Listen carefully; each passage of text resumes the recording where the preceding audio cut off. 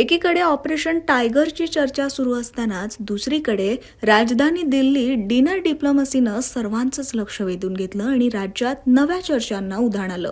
शिंदे गटाचे नेते प्रतापराव जाधव यांनी आयोजित केलेल्या स्नेहभोजनाला उद्धव ठाकरे यांच्या शिवसेनेचे 2 खासदार उपस्थित राहिले, ज्यामुळे पुन्हा एकदा उद्धव ठाकरेंना धक्का बसण्याची शक्यता वर्तवण्यात येते.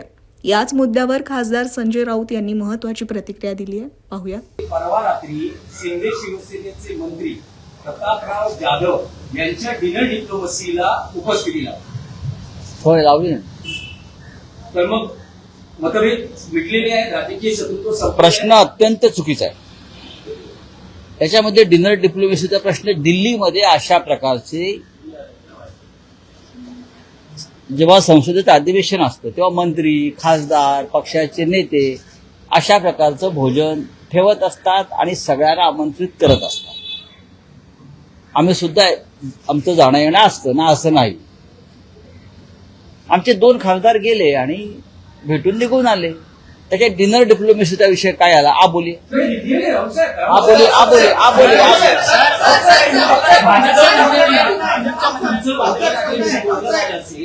उद्धव ठाकरेंनी या खासदारांबरोबर बैठक घेतली.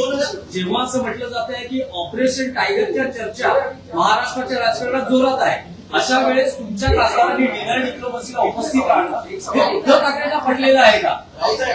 आता ते जेव्हा तुमच्याशी बोलतील या विषयावर तेव्हा तुम्ही त्यांना हा प्रश्न विचारा.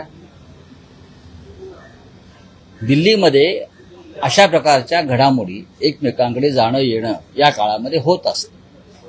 माननीय उद्धव ठाकरे हे दिल्लीला येणार होते आणि त्यांच्या सन्मानार्थ महाविकास आघाडीतल्या खासदारांसाठी आम्ही जेवण ठेवणार होतो, डिनर ठेवणार होतो.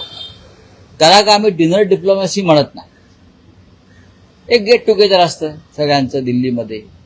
आता तुम्ही त्याला डिनर डिप्लोमसी किंवा ऑपरेशन टायगरसाठी जेवण ठेवलं वगैरे चुकीचं आहे. प्रत्येक मंत्री केंद्रातला या काळामध्ये अशा प्रकारे आपल्या बंगल्याच्या हिरवळीवर जेवण ठेवत असतो. आबोली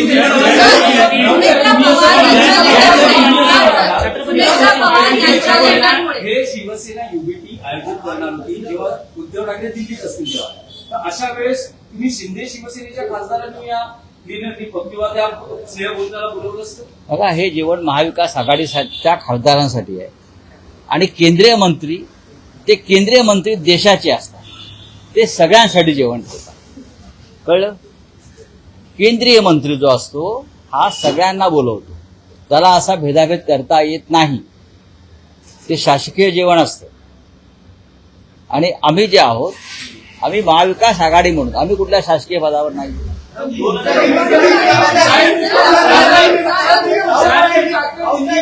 बीजेपी के नेताओं से मिलती है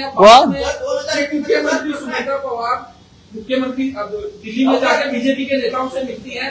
बाद में उद्धव ठाकरे को फोन आता है कि हमें उपचुनाव में सपोर्ट करे बारामती में. बात ऐसी क्या अगर शिवसेना सपोर्ट करती है उनको तो बीजेपी को सपोर्ट करना होगा. देखो, बाई इलेक्शन बारामती में है.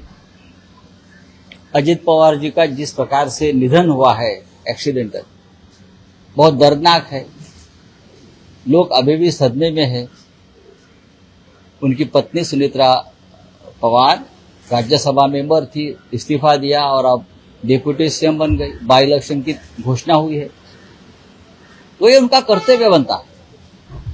अगर चुनाव निर्विरोध होता है तो कोशिश तो करेंगी सुनीत्रा ताई. उद्धव ठाकरे साहब इस राज्य के एक महत्वपूर्ण नेता है. पवार परिवार से ठाकरे परिवार के और हमारे सबके रिश्ते हैं, चाहे अजित दादा पवार हो चाहे शरद राव पवार. तो बातचीत हो गई है उनसे. अब बातचीत में क्या निर्णय लेना है ये शिवसेना पार्टी चीफ उद्धव ठाकरे जल्दी आपको बताएंगे.